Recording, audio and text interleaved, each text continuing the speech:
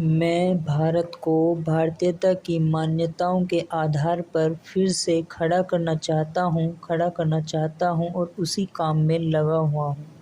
भाई श्री राजीव दीक्षित जी। सत्य इतना दुर्लभ कि बताने में भी प्रसन्नता होती है। भाई श्री राजीव दीक्षित जी। नमस्कार दोस्तों, स्वागत है वैदिक युग में। आज का हमारा विषय है भारत में उद्योग धंधों का सर्वनाश।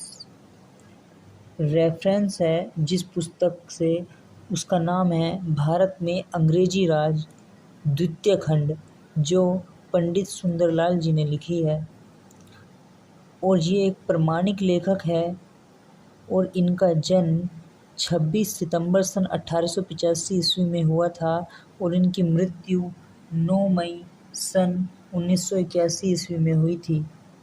ये समकालीन लेखक है और इन्हें अधिक प्रामाणिक माना जाता है क्योंकि इन्होंने बहुत अधिक मेहनत करके ये पुस्तक लिखी है।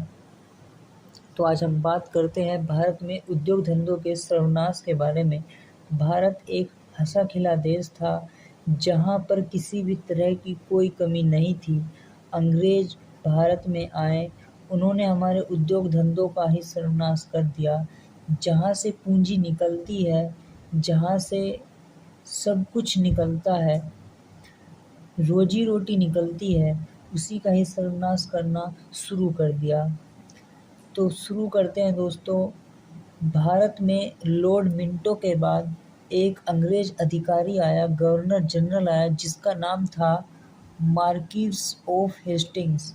ये जो मार्किस ऑफ हेस्टिंग्स है, ये 14 अप्रैल सन 1813 ईस्वी को इंग्लिस्तान से चला और 11 सितंबर सन 1813 में भारत पहुंच गया। मार्किस ऑफ हेस्टिंग्स के लिए बड़ी प्रसन्नता की बात ये थी कि उसे गवर्नर जनरल का पद तो मिला ही था। गवर्नर जनरल के पद के लिए तो वह गया ही था, लेकिन कंपनी की सेनाओं के कमांडर इन चीफ का पद भी हेस्टिंग्स को ही दिया गया। तो ये उसके लिए दिन दोगुनी रात चौगुनी जैसी तरक्की वाली बात हो गई। 3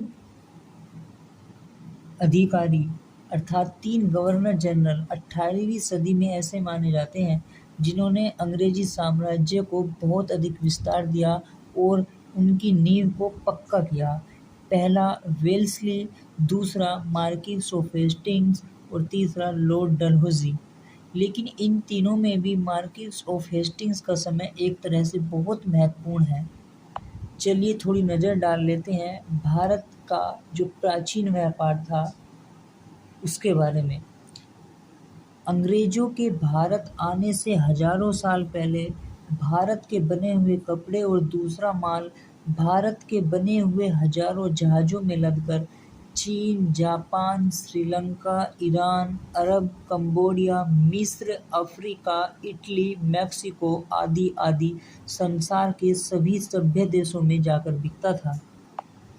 और अब इसका हम प्रमाण बता देते हैं, यदि किसी को ज़रा संदेह हो जाए कि ये बात सत्य है अथवा नहीं, तो इसके बारे में एक सुप्रसिद्ध अंग्रेज इतिहासज्ञ है, वो जिसका नाम है लेकी। वो लिखता है कि सन 1688 ईस्वी में अंग्रेजी राज्य क्रांति के पश्चात जब मलका मेरी अपने पति के साथ इंग्लिस्तान आई, तो भारतवर्ष के रंगीन कपड़ों का शौक उसके साथ आया और तेजी के साथ हर श्रेणी के अंग्रेजों में फैलता गया। आगे चलकर लेकी लिखता है कि 17वीं शताब्दी के अंत में बहुत बड़ी तादाद में अंग्रेजी हिंदुस्तान की सस्ती और नफीस कैलिको, मलमल और छींटें इंग्लिस्तान में आती थी और इतनी पसंद की जाती थी कि इंग्लिस्तान के ऊनी और रेशमी कपड़ा बनाने वालों को उनसे बड़ा खतरा हो गया था। उस समय तक के भारत के अंतर्राष्ट्रीय व्यापार के विषय में प्रसिद्ध अंग्रेज इतिहासज्ञ है जिसका नाम है डॉक्टर रॉबर्टसन। वह सन 1817 ईस्वी में लिखता है, ध्यान से सुनना, बड़ी सुंदर बात लिखी डॉक्टर रॉबर्टसन ने। हर युग में सोना और चांदी विशेषकर दूसरे मुल्कों से हिंदुस्तान में भेजी जाती थी, जिससे हिंदुस्तान को बहुत बड़ा लाभ होता था। पृथ्वी का कोई और भाग ऐसा नहीं है जहाँ के लोग अपने जीवन की आवश्यकताओं या अपने ऐशो-आराम की चीज़ों के लिए दूसरे देशों पर इतना कम निर्भर हो। ईश्वर ने भारतवासियों को अत्यंत उपयुक्त जलवायु दी है। उनकी भूमि अत्यंत उपजाऊ है और इस पर वहाँ के लोग अत्यंत दक्ष कारीगर हैं। इन सब बातों के कारण हिंदुस्तानी अपनी समस्त इच्छाओं को पूरा कर सकते हैं। नतीजा यह है कि बाहरी संसार के साथ उनकी सदा एक ही ढंग की तिजारत होती जाती रही है और उनके यहाँ के अद्भुत प्राकृतिक और हाथ के बने हुए माल के बदले में जो कीमती धातुएं उन्हें सदैव मिलती रही है। ये जो प्रशंसा कर रहा है, यह एक अंग्रेज इतिहासज्ञ कर रहा है, डॉक्टर रॉबर्टसन। यही लेखक डॉक्टर रॉबर्टसन आगे जाकर लिखता है, मतलब कि वह तुलना करता है इंग्लिस्तान की और भारत के माल की आपस में तुलना करता है और वह कहता है, इंग्लिस्तान के जुलाहे और दूसरे कारीगर सुंदरता, मजबूती, सस्तेपन या निकासी किसी बात में भी अपने माल की तुलना भारतीय माल के साथ नहीं कर सकते। भारत को बहुत अधिक नुकसान हुआ बंगाल की लूट से।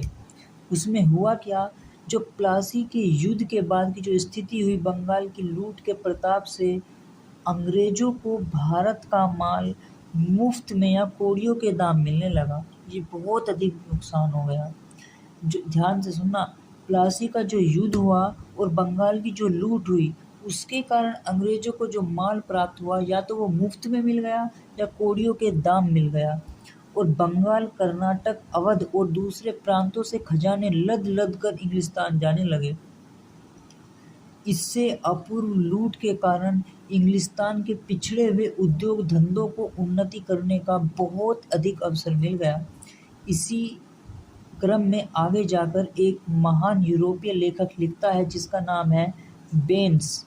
वह लिखता है, सन 1760 ईस्वी तक इंग्लिस्तान में सूत कातने आदि के यंत्र अत्यंत प्रारंभिक और अनगढ़ थे। ये यूरोपीय लेखक लिख रहा है और अपने देश के बारे में लिख रहा है कि 1760 तक इंग्लिस्तान में सूत कातने आदि के यंत्र अत्यंत प्रारंभिक थे। और यह लेखक कितनी सुंदर बात लिखता है, यह लिखता है, वाट नामक एक अंग्रेज ने सन 1768 ईस्वी में पहली बार उस देश में भाप की शक्ति, स्टीम पावर जिसे बोलते हैं, से चलने वाली स्टीम इंजन का आविष्कार किया। बंगाल की लूट के धन से इस तरह की इजादों को सफल बनाने का मौका दिया।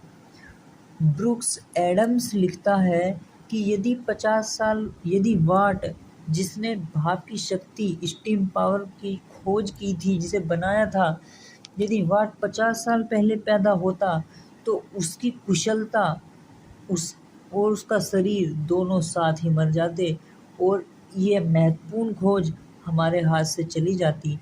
वो तो शुक्र है भारत के धन का। हमें भारत का आभारी होना चाहिए जिसने वैज्ञानिक बुद्धिमत्ता के लिए भी खूब अवसर प्रदान किए। शायद दुनिया के शुरू से अब तक कभी भी किसी भी पूंजी से इतना लाभ नहीं उठाया गया जितना भारतवर्ष की लूट से उठाया गया।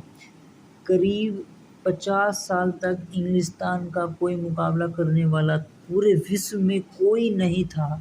सन 1760 और 1815 के बीच इंग्लिस्तान के उद्योग धंधों में बड़ी तेजी के साथ और आश्चर्यजनक उन्नति हुई।